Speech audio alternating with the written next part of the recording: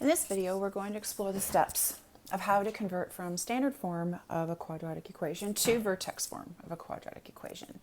And I'm going to go through them and color code each step so that you can see the steps all matter and they have to be done in a specific order. And so we'll review it a number of times. Let's begin with the example of y equals x squared plus 6x plus 5. We recognize that that's in standard form. We want to change it into vertex form. How do we do that?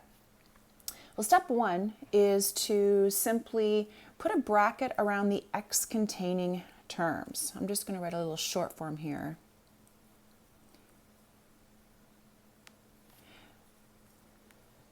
Like this, so that we remember what that was all about. Okay? And this requires us, of course, to have the equation in standard form in order of decreasing power of x. So x squared, x to the first, and then x to the 0. Our next step is to take out the greatest common factor inside those brackets. So when I look at here and here, I see that the greatest common factor would be x. Now, when I say greatest common factor in this particular instance, I'm talking about the numerical GCF only. And what that actually ends up being is it ends up being the a value that is in front of x. So right here there is no number, we know it's a 1. I'm going to pull it out like this anyway, so that regardless of whether it's a 1 or not a 1, you'll always do the same step here. Okay, so we're going to take out a. Okay, and already this is starting to look a little bit more like vertex form. Okay, our next step is to try to create a perfect square trinomial in here, because we know that a perfect square trinomial can factor down into a binomial times itself, or a binomial squared, and that's exactly what vertex form is. So what's missing here in terms of how I can do that? Well, I need a non-x term to go with it to make a perfect square trinomial. So in order to get the value that goes here, what I need to do is I need to take half of the b value and square it. So if I look at this b value here, it says plus 6. If I half it, it becomes 3. If I square 3, it becomes 9. So this would, and I'll show you in a few steps, will factor down to a binomial times itself. Now, I can't just go around putting in plus 9s wherever I feel like it in any type of equation. In order to maintain this equality, I'm going to add in minus 9 as well. Okay, so that I'm not disrupting anything, and the plus 5 is still hanging out over here. Okay, my next step, in order to, again, keep this perfect square trinomial here inside the brackets, is to remove this negative 9. I want to take it outside the brackets. But I need to remember that it is being multiplied by this a value of 1. In fact, each of these terms are being multiplied by 1. If it was non-1, we would treat it the same way.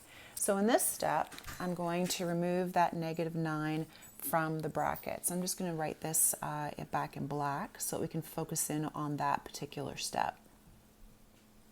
So the negative 9 is going to come outside the brackets, but I have to multiply it by that a value so that its value is maintained. Okay? And then I still have my plus 5 over here. So this step involves removing the negative value I added in. Okay, and we have to always remember to still multiply it by the a value. Okay, so at this point, I can start to look at factoring this. Okay, this is a perfect square trinomial. And a perfect square trinomial, as I mentioned earlier, can factor down into a binomial times itself. So quick review of how to factor a PST. We take the square root of the first value, put it here. Square root of the second value, put it here. Now the square root of 9 could be positive 3 or negative 3. So how am I going to know which one to use? I'm going to look at the sign here, plus 3. Now really, this is what I'm doing when I'm factoring the PST, and I should put it in blue for you so that you can see what's going on here. Okay.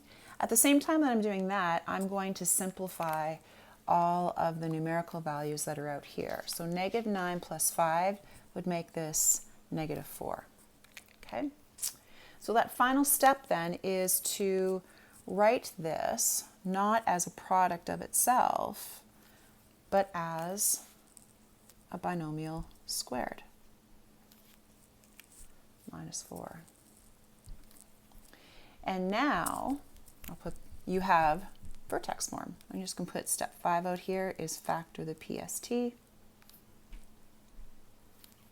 and simplify outside the brackets.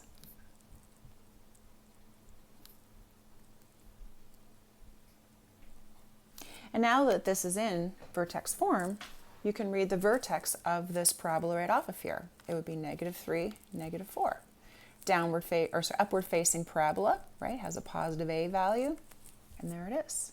So there are 5 steps to follow in going from standard form to vertex form. So let's try another one. In example 2 of your notes, it says, what is the maximum or minimum for a parabola with the equation y equals 2x squared plus 16x plus 11. And so when you're being asked for maximum or minimum, that's just a fancy way of saying what is the vertex. So we need to convert this into vertex form. So let's go through these steps again and we'll color code them. Okay. Step 1 is to put brackets around the x containing terms only, ensuring that they're in decreasing order from squared to x to the first to x to the 0. Step 2 is to take the a value out, this one here. So we have y equals 2, and 2 gets multiplied by x squared. To get 2x squared, it gets multiplied by 8x to get 16x. This is also a common error that students forget to do. When you're taking out a number other than 1, you have to remember that that number times what's here has to equal what's up here. Okay, there it is, and then plus 11. So step 1, step 2. Our third step is to make this into a perfect square trinomial.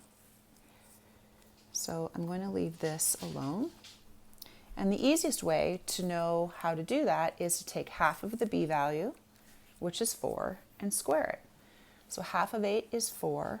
4 squared would be 16. And I'm going to add and subtract that value inside the brackets so that I haven't changed the equation in any way, and I still have a plus 11 out here.